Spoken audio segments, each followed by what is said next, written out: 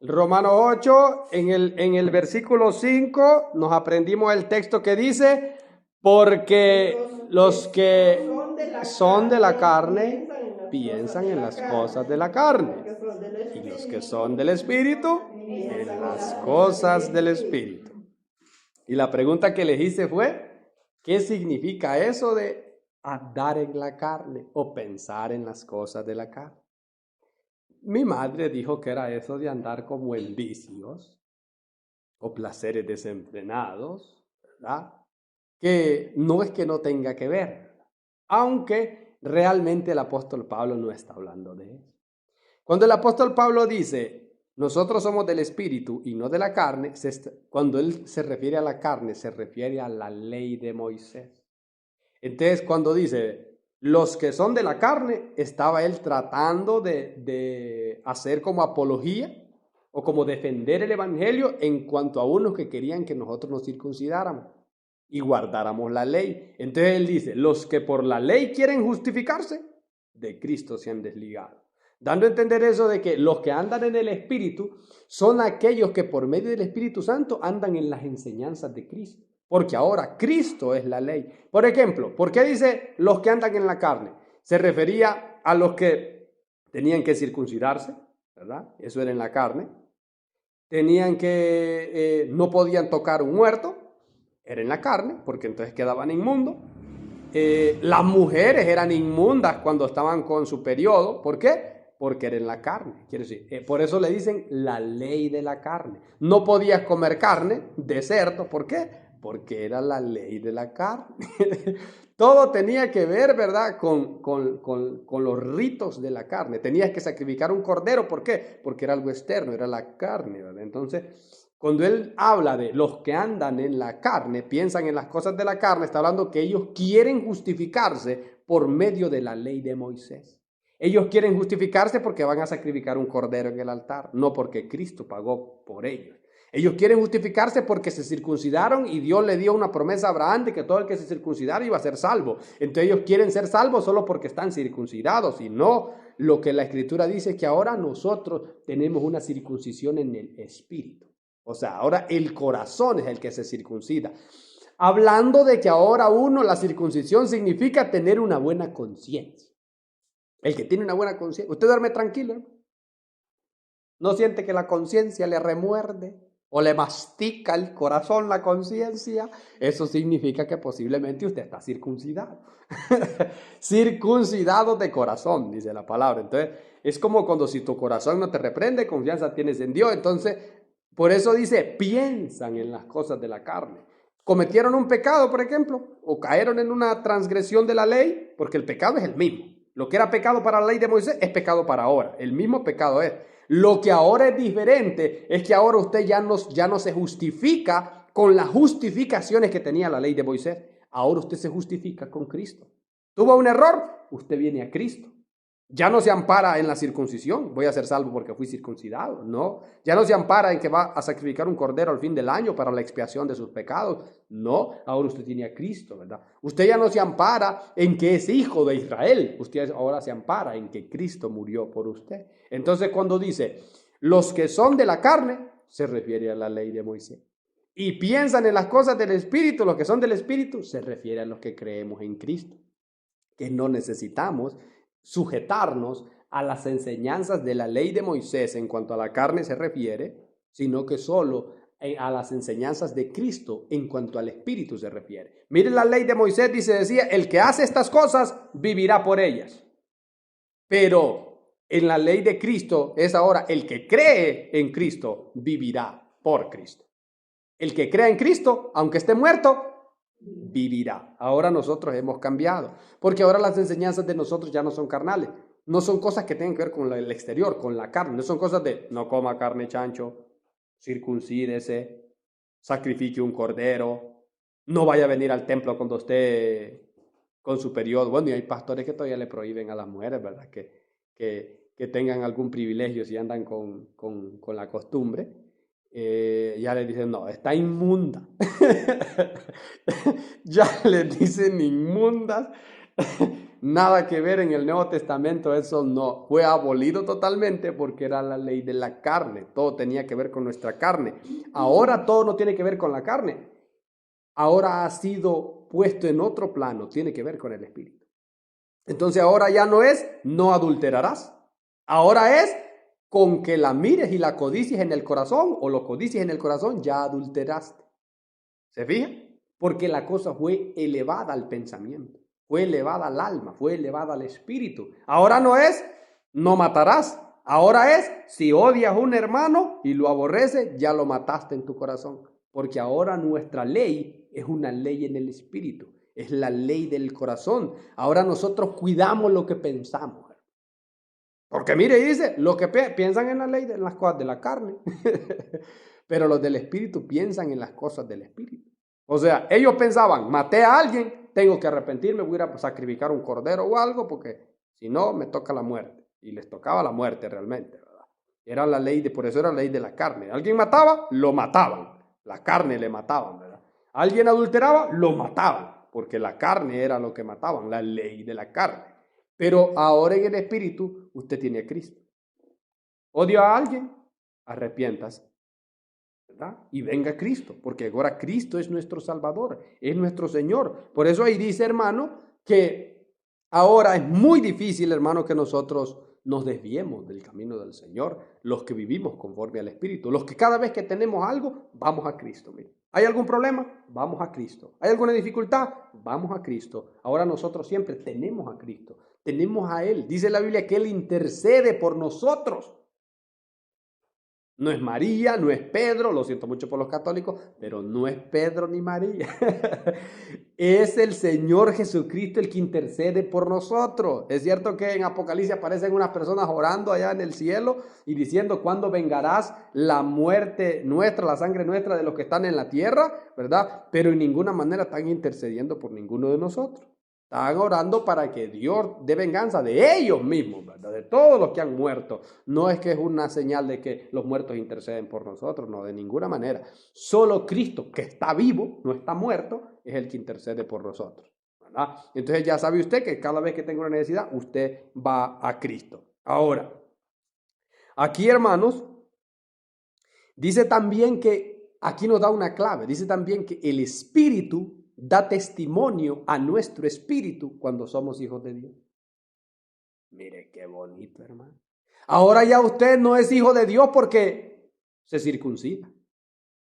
Ya no es hijo de Dios por sacrificar un cordero, ni por guardar el sábado. Ahora usted es hijo de Dios porque el Espíritu le testifica a su espíritu que usted es hijo de Dios. ¿Cómo le testifica? Dice la Escritura que el Espíritu Santo nos redarguye de pecado, de justicia y de juicio. Él nos muestra cuando usted sienta que algo hizo mal, ¿verdad? Y siente que el Señor le está reprendiendo, eso es una señal de que el Espíritu está con usted. Y el Espíritu lo está transformando y cambiando. Y en otras ocasiones el Espíritu le habla personalmente, ¿verdad? Y le dice, hace esto o hace aquello, ¿verdad? Bendecí a esta persona o no bendigas a esta persona.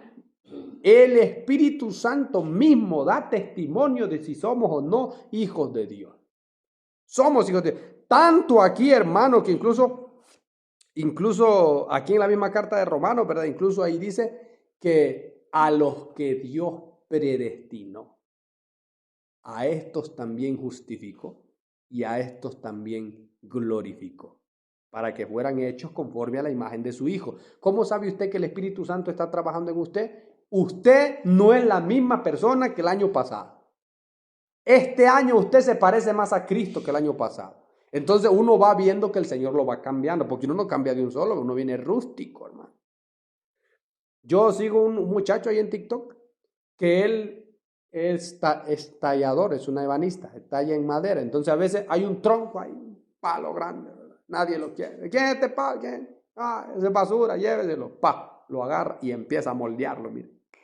Con herramientas, tiene todas las herramientas, pero ahí empieza, lo trueza por aquí, lo trueza por allá, y de repente cuando termina, ha hecho un cocodrilo, semejante cocodrilo, o un caballo, o algo, ¿verdad? Él siempre hace sus obras, ya después, $5,000 vale lo que nadie quería. Entonces, eso es lo que hace Cristo con nosotros. Usted viene a Cristo, un palo ruin que nadie lo quería.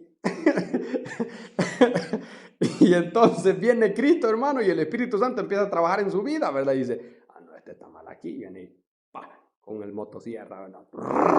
Y usted, ¡ay! Pero no se preocupe, que es Cristo moldeándolo.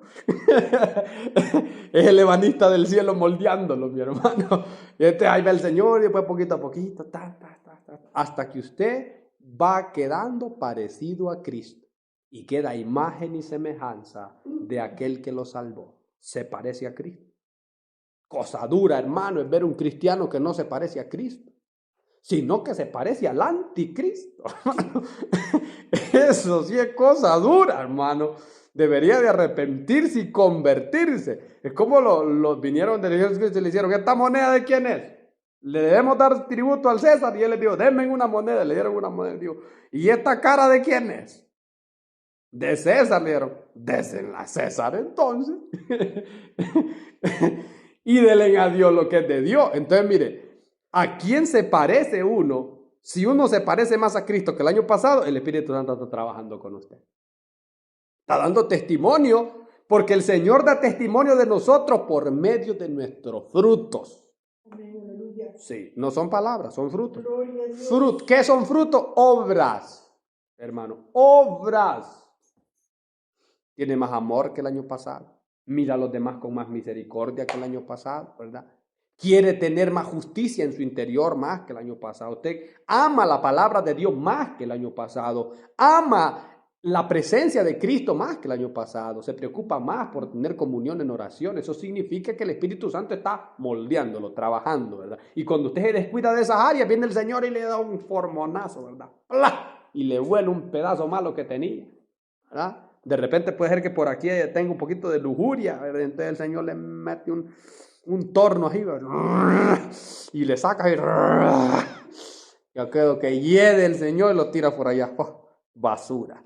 Y entonces tumores, ¿verdad, hermano? El Señor tiene que limpiarnos a nosotros todo tipo de tumor, y eso va con el tiempo, porque los tumores se desarrollan con el tiempo. Entonces el Señor tiene que estar limpiándonos constantemente así, para que nosotros cada vez seamos más conforme a la imagen de Cristo, porque dice que nos predestinó para ser conforme a la imagen de Cristo. Ahora, hay niveles de oración. Hay niveles de oración. Hay gente que ora y ora y ora, pero no oran en el Espíritu. Y entonces, así como el Espíritu da testimonio a su espíritu, hay un espíritu que usted tiene dentro, que el espíritu suyo, el espíritu de vida que usted tiene, junto al Espíritu Santo que está con usted también, dice la Biblia que Él intercede. Cuando usted sienta que no puede orar, hermano, dígale al Espíritu, Espíritu Santo, intercede por mí, Señor. Intercede por mí, Señor. Con gemidos indecibles, dice la palabra. Entonces usted pide, intercede, enséñame a orar. Pídale al Señor que le enseñe a orar, hermano. Enséñame a orar, Señor, porque hay momentos de tribulación, de dificultad, donde las palabras no son suficientes, donde no hay manera en la que el problema pueda solucionarse y usted no mira que no hay salida. Entonces en un momento así usted necesita la intercesión del Espíritu para que haya más presión en el mundo espiritual. ¿Cómo hemos de pedir como conviene? Dice, no sabemos, pero el Espíritu intercede con gemidos indecibles, y Él sabe la intención del Espíritu, y así intercede para bien de nosotros. ¿Por qué? Porque a veces hay problemas, hermanos, que uno puede estar orando para que Dios los solucione de una manera, cuando Dios los puede solucionar mucho mejor de otra manera. Y entonces el Espíritu intercede conforme a la voluntad de Dios, mire, conforme a la voluntad de Dios. Es tan importante, hermano, que usted aprenda a interceder, intercedan en el Espíritu. Ahora, el Espíritu de una persona es todo aquello que no es carne, ¿verdad? Cuando una persona se muere, solo queda el cuerpo ahí tendido, ¿verdad? Uno lo mira ahí, todos medio, se ponen como medios morados, ¿verdad, hermano? Ahí, ¿verdad? Aquel tendido en una mesa o en un ataúd, ahí lo tienen. Algunos dicen tóquele los pies para que no le pegue miedo. Yo le digo ore para que no le pegue miedo. Reprenda al diablo y a todos sus demonios mejor. No tiene mucho que ver eso. Entonces, pero el caso es que cuando usted muere hay algo que queda vivo. Dice la escritura que el rico y Lázaro murió y fue al seno de Abraham y allá estaba disfrutando. Y luego murió el mendigo. No, murió el rico. Primero el mendigo, después el rico. Murió y apareció en el infierno, siendo atormentado. Había una cosa que ese hombre se llevó. No se llevó el cuerpo, pero hablaba, fíjense, hermano.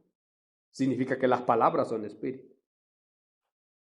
También él tenía preocupación. O sea, que él se preocupaba por los hermanos. Significa que las emociones son espirituales. Esas se van cuando usted muere. Usted siente cuando está allá. Las emociones son espirituales, ¿verdad? Entonces, imagínense, las palabras son espirituales, las emociones son espirituales, el pensamiento es espiritual, porque ese hombre tenía pensamiento, se acordaba de los que había dejado en la tierra y dijo, manda a predicarle a esos que están allá, intercediendo en el infierno. No, le dijo Abraham, no, a Moisés tienen y a los profetas. Si no escuchan a Moisés, que partió el mar rojo en dos y lo vieron partiendo el mar rojo en dos, sacando agua de una roca, ¿verdad? Que se partió la tierra en dos y se tragó a los rebeldes. Que había columna de fuego en la noche y columna de nube en el día. Si no escucharon a Moisés, le dice, ¿qué van a escuchar si algún pobre indio se levanta de los muertos?